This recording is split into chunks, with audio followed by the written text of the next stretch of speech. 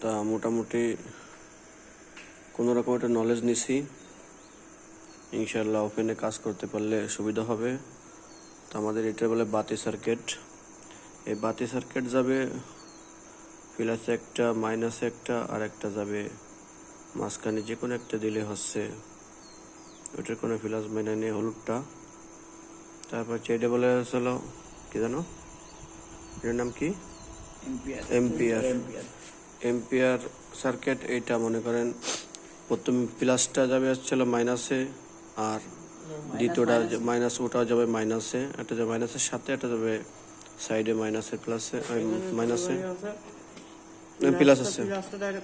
হ্যাঁ, প্লাসটা ডাইরেক্ট কালো হয়ে যাবে, আর এই মাইনাসের যে শেপটা আছে ওই মাইনাসের শেপটাই যাবে।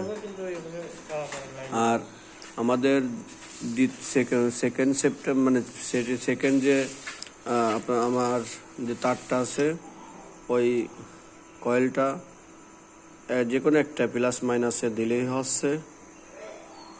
এরপরে আছে আমাদের ফিউজ সার্কিট। ওইটা একটা আউটফুটের এটা যে লাইনে যে তারটা যাবে আউটফুটে, আর ইনপুটে যাবে হচ্ছে আমাদের যে বড় ডাক্তার পাশে যেটা আমরা রাইখে দিছিলাম, ওইটাই যাবে।